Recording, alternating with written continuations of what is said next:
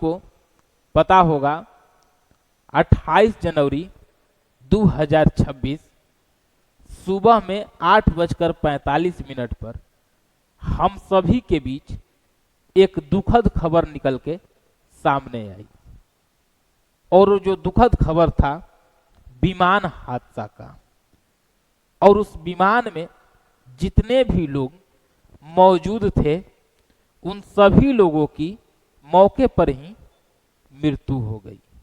उन सभी लोगों को भावपूर्ण श्रद्धांजलि हम सभी अर्पित करते हैं।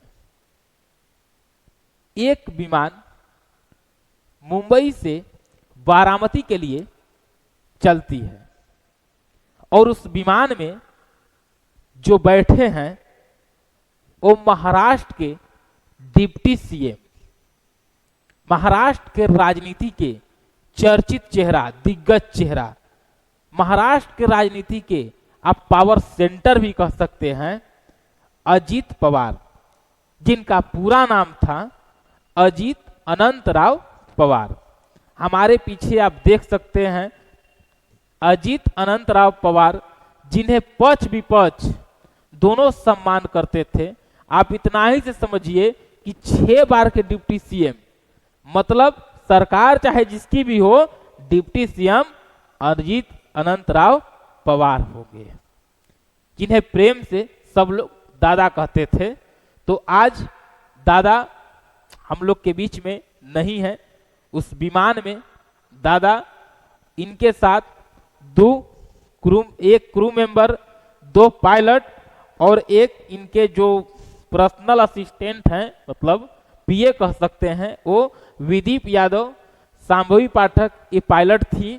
फिर सुमित कपूर ये भी पायलट थे। एक क्रू मेंबर पिंकी माली थी। इन सभी लोगों की उस दुर्घटना में मृत्यु हो गई। ये हम लोग के अजीत पवार हैं।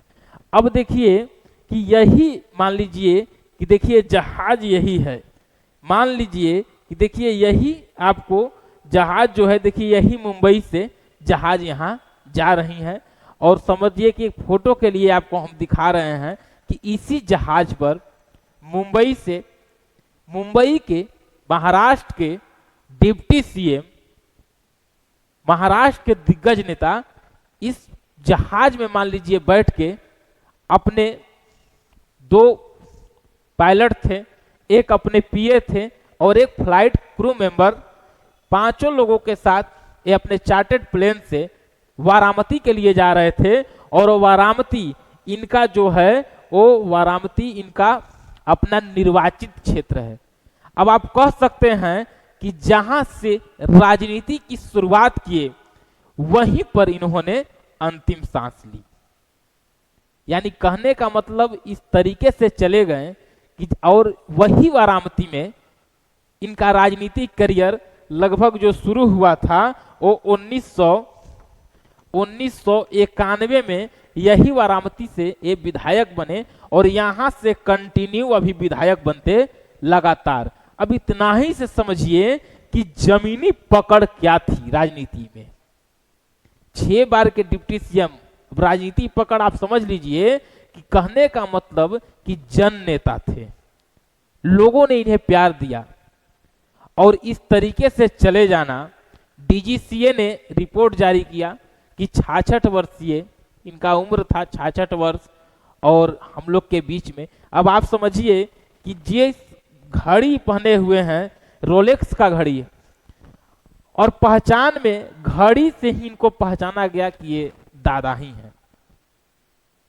और समझिए कि जिस घड़ी से ये समय बता रहा था इनके हाथ में, वो घड़ी का भी एक तरीके से अंत हो गया। यानी अजीत पवार नाम से यानी एक युग का अंत हुआ। और इनका जो पार्टी है वहां एनसीपी, एनसीपी के संस्थापक तो शरद पवार हैं और उनके ही भतीजे हैं ये अजीत पवार। और ये एनडीए जो संघीय सरकार है उसमें ये डिप्टी सीएम थे। समझ गए? अब क्या होगा कि इन लोग के जितने भी परिवार होंगे उन पर क्या बीत रही होगी, हम लोग तो एक संवेदना ही जारी कर सकते हैं और न्यूज में 2 दिन 4 दिन न्यूज कवरेज मिल जाएगा। सरकार अपने तरीके से सम्मान देगी। इनके सम्मान में, इस घटना के सम्मान में सरकार ने भी 3 दिन का वहां शोक है और राजकीय शोक है, जहां पर ध्वज को आधा झुकाया गया है महाराष्ट्र में। और वहां की जितने भी सरकारी कार्य हैं, सरकारी आपको स्कूल, प्राइवेट, ये सारे अभी बंद हैं और इनके सम्मान में ये सब चीजें बंद किया गया। हम उनके परिवार पे अभी क्या बीत रही होगी। कल हम देख रहे थे पिंकी माली, इन लोग के परिवारजन का इंटरव्यू, आंखें भर आई। बस यही कह सकते हैं कि इस समय जीवन सभी लोगों के जो परिवार हैं उनको इस अकेलेपन में, इस दुख की घड़ी में भगवान मजबूती दे। मीडिया में 2 दिन 4 दिन खबरें चलेगी, उसके बाद सब कुछ थम जाएगा। सरकार को जो करना है सरकार अपने तरीके से करेगी, लेकिन जो परिवार पे जो इस दुख की घड़ी में ये जो पहाड़ टूटा है, इसमें हम लोग संवेदनाएं ही व्यक्त कर सकते हैं।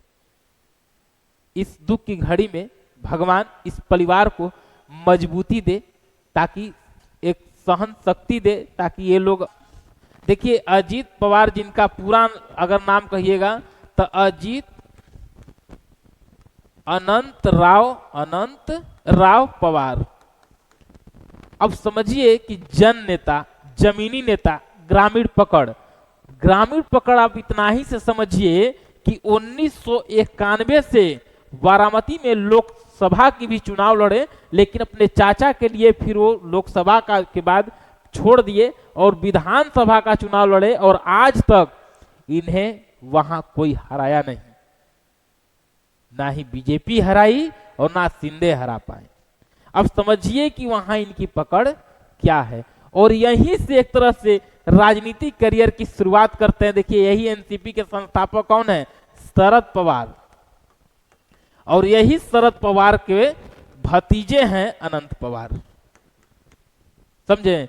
इनका जन्म 22 जुलाई 1959 में हुआ और मृत्यु आप समझिए गए 28 जनवरी 2026 में।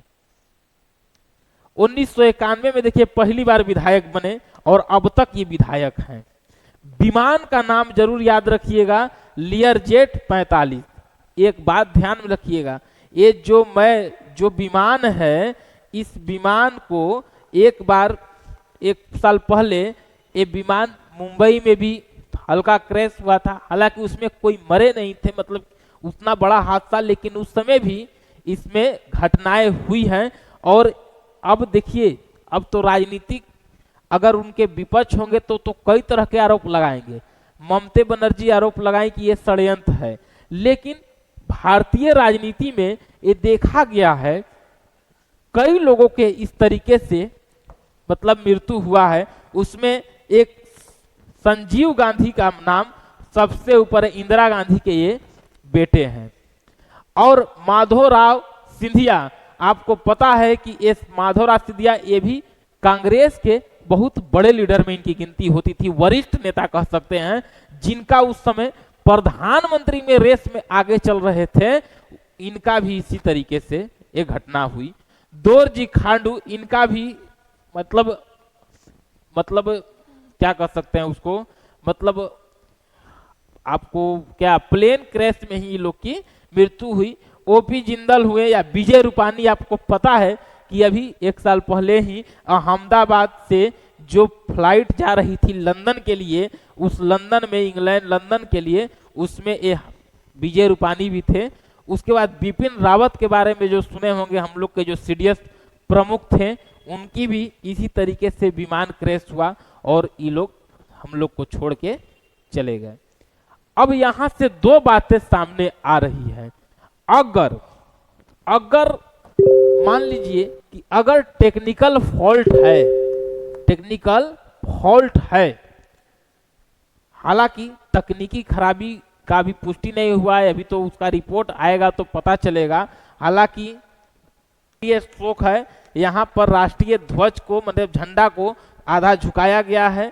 वहां पर सरकारी कार्यालय सब बंद हैं और ये सभी कामें बंद है। 3 दिन तक वहाँ राजकीय सम्मान के तौर पर लंबे अवधि तक राजनीति में अपना कार्य किए हैं अजीत पवार दादा, और इनके सम्मान में ही ये फैसला लिया गया है।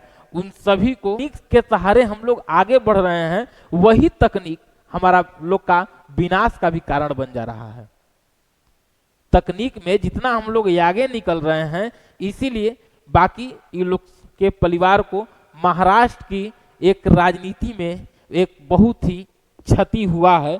अब इस क्षति को देखिए, इसलिए महाराष्ट्र की अभी राजनीति एक तरह से शून्य पर खड़ी है, क्योंकि वहां के कद्दावर नेता, दिग्गज नेता का इस तरीके से चले जाना, ये तो अभी तक शब्द नहीं है कि हम क्या बोले। सिर्फ संवेदना है, उनके परिवार के साथ खास करके संवेदनाएं हैं कि वो लोग इस दुख की घड़ी में भगवान उनको मजबूत बनाए। और आप लोग